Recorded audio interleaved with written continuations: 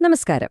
സുഗന്ധവ്യഞ്ജനങ്ങൾ അതായത് സ്പൈസസ് തേടി കേരളത്തിൽ വന്ന ഒരു കച്ചവട കമ്പനി വെറും 1.5 നൂറ്റാണ്ടുകൊണ്ട് എങ്ങനെയാണ് ഒരു നാടിന്റെ തന്നെ ഭരണം പിടിച്ചെടുത്തത്? ആ ഒരു യാത്രയാണ് നമ്മൾ ഇന്ന് നോക്കാൻ പോകുന്നത്. അപ്പോ ഇതൊരൊറ്റ ദിവസം കൊണ്ട് നടന്ന പിടിച്ചെടുക്കലിന്റെ കഥയൊന്നുമല്ല. അല്ല, മറിച്ച് കച്ചവടക്കാരായി വന്ന് പതുക്കെ പതുക്കെ വളരെ തന്ത്രപരമായി ഈ നാടിന്റെ യജമാനന്മാരായി മാറിയതിന്റെ കഥയാണ്. ഇതിന്റെ എല്ലാം തുടക്കം നമ്മുടെ സുഗന്ധവ്യഞ്ജനങ്ങളുടെ നാട്ടിൽ നിന്നായിരുന്നു. അപ്പോ നമുക്ക് തുടക്കത്തിൽ നിന്ന് തന്നെ തുടങ്ങാം. 1583-ലാണ് മാസ്റ്റർ റാൽഫ് ഫിച്ച് എന്നറിയപ്പെടുന്ന ആദ്യത്തെ ഇംഗ്ലീഷുകാരൻ കൊച്ചിയിൽ കാലുകുത്തുന്നത്. അന്ന് ബ്രിട്ടീഷുകാരൊന്നും ഇവിടെ ഒരു വലിയ സംഭവമേ അല്ല. കാരണം നൂറ്റാണ്ടുകളായി ഇവിടെ കച്ചവടത്തിന് വരുന്ന പല യൂറോപ്യന്മാരിലൊരാണ്. അത്രയുള്ളൂ.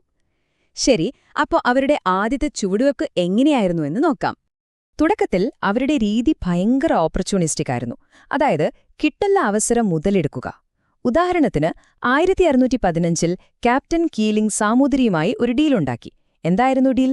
പോർച്ചുഗീസുകാർക്കെതിരെ യുദ്ധത്തിൽ സഹായിക്കാം, പക്ഷേ അവർക്ക് വേണ്ട കച്ചവടത്തിനുള്ള അവകാശങ്ങൾ കിട്ടിക്കഴിഞ്ഞപ്പോൾ അവർ പതിയെ അങ്ങ് തടിയൂരി.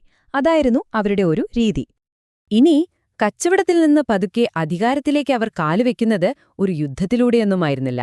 അതിശയമെന്ന് പറയട്ടെ, അതൊരു കെട്ടിടത്തിന്റെ രൂപത്തിലായിരുന്നു.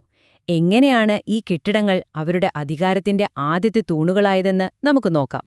ഫാക്ടറി എന്ന് കേൾക്കുമ്പോൾ നമ്മൾ ഇന്ന് വിചാരിക്കുന്ന പോലത്തെ ഒരു നിർമ്മാണശാലയല്ലാട്ടോ ഇത്. പണ്ടിതിനെ പണ്ടകശാല എന്നൊക്കെയാണ് പറഞ്ഞിരുന്നത്. സംഭവം എന്താണെന്ന് വെച്ചാൽ ഇതൊരു കോട്ടകെട്ടിയ വെയർഹൌസാണ്.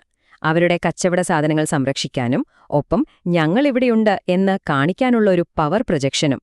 അതായിരുന്നു ഈ ഫാക്ടറികളുടെ യഥാർത്ഥ ഉദ്ദേശ്യം. അപ്പോ ഈ ടൈം ലൈൻ നോക്കൂ. ഏതാണ്ടൊരു നൂറ്റാണ്ടുകൊണ്ട് എങ്ങനെയാണ് കാര്യങ്ങൾ മാറിയതെന്ന് കാണാം. താൽക്കാലികമായി കച്ചവടത്തിന് വന്നവർ ഇവിടെ ഒരു സ്ഥിരം സൈനിക സാന്നിധ്യമായി മാറി. ആറ്റിങ്ങൽ റാണി കൊടുത്ത സ്ഥലത്ത് അവർ പണിത 5 തെങ്ങ് കോട്ട ബോംബെ കഴിഞ്ഞാൽ പടിഞ്ഞാറൻ തീരത്തെ അവരുടെ ഏറ്റവും പ്രധാനപ്പെട്ട ഒരു ശക്തികേന്ദ്രമായി മാറി. ശരി, ഇങ്ങനൊരു കോട്ടയൊക്കെ കെട്ടി പുതിയൊരു ശക്തിയായി അവരെ വളർന്നു വന്നത് സ്വാഭാവികമായും ഇവിടെയുള്ളവർക്ക് അത്ര പിടിച്ചില്ല. ഈ ഒരു സാന്നിധ്യം പല അസ്വസ്ഥതകൾക്കും കാരണമായി. അത് അവസാനം ചെന്നെത്തിയത് കേരളത്തിൽ ബ്രിട്ടീഷുകാർക്കെതിരെ നടന്ന ആദ്യത്തെ വലിയ സംഘടിത കലാപത്തിലേക്കാണ്. എന്തായിരുന്നു ആ കലാപത്തിന് കാരണം എന്നല്ലേ? ഒന്നല്ല, പല കാരണങ്ങളുണ്ട്. പ്രധാനമായും സാമ്പത്തികമായ ചൂഷണവും പിന്നെ ഇവിടത്തെ നാട്ടുനടപ്പുകളെയും ആചാരങ്ങളെയും അവർ പുച്ഛത്തോടെ കണ്ടതും. ഈ രണ്ടും കൂടിച്ചേർന്നപ്പോൾ കാര്യങ്ങൾ കൈവിട്ടുപോയി. അപ്പൊ നോക്കൂ, ഈ പറഞ്ഞ കാര്യങ്ങളും എല്ലാം കൂടിച്ചേർന്നപ്പോൾ ഒരു സ്ഫോടനത്തിനുള്ള എല്ലാ സാഹചര്യവും ഒരുങ്ങി. ഒന്ന്, റാണി ബ്രിട്ടീഷുകാർക്ക് കൊടുത്ത ആനുകൂല്യങ്ങളിൽ നാട്ടിലെ പ്രമാണിമാർക്ക് കടുത്ത ദേഷ്യമുണ്ടായിരുന്നു. 2, കുരുമുളക് കുറഞ്ഞ വിലയ്ക്ക് കമ്പനിക്ക് തന്നെ വിൽക്കണമെന്ന് പറഞ്ഞത് കർഷകരെയും ചൊടിപ്പിച്ചു. മൂന്നാമത്തേതും ഏറ്റവും പ്രധാനപ്പെട്ടതുമായ കാരണം ആചാരലംഘനമാണ്. റാണിക്ക് കൊടുക്കേണ്ട സമ്മാനങ്ങൾ പ്രമാണിമാർ വഴി കൊടുക്കാതെ ബ്രിട്ടീഷ് ഏജന്റായ ഗിഫോർഡ് നേരിട്ട് കൊടുക്കാൻ തീരുമാനിച്ചു. അതും വെറുതെയല്ല, 140 പട്ടാളക്കാരുടെ അകമ്പടിയോടെ. ഇതൊരു വലിയ ഷോ ഓഫായിട്ടാണ് എല്ലാവരും കണ്ടത്. അതിന്റെ ഫലമോ?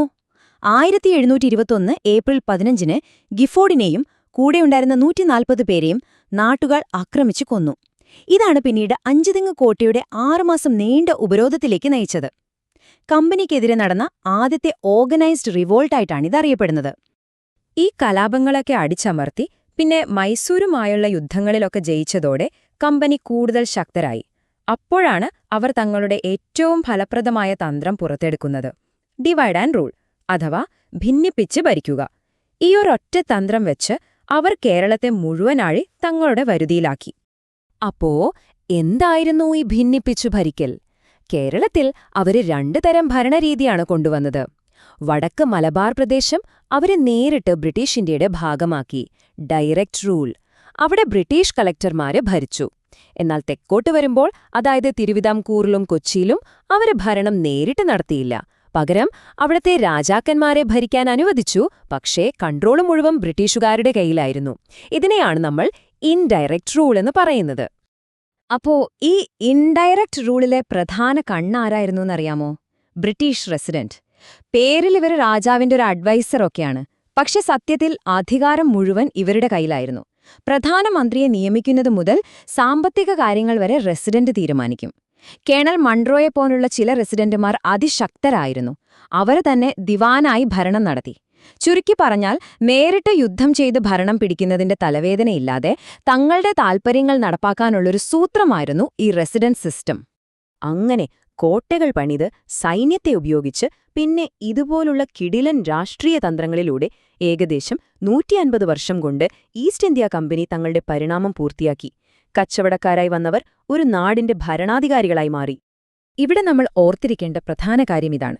ലാഭം മാത്രം ലക്ഷ്യമാക്കി വന്ന ഒരു പ്രൈവറ്റ് കമ്പനി ഒരു ഗവൺമെന്റ് ചെയ്യേണ്ട എല്ലാ കാര്യങ്ങളും ചെയ്യാൻ തുടങ്ങി. നീതി നടപ്പാക്കുന്നു, നികുതി പിരിക്കുന്നു, സ്വന്തമായി സൈന്യത്തെ നിയന്ത്രിക്കുന്നു. ഇതൊരു ചെറിയ മാത്രമായിരുന്നില്ല. ഇതാണ് പിന്നീട് ഏതാണ്ട് 2 നൂറ്റാണ്ടോളം നീണ്ടുനിന്ന ബ്രിട്ടീഷ് കോളനി ഭരണത്തിന് ഇന്ത്യയിൽ അടിത്തറയിട്ടത്.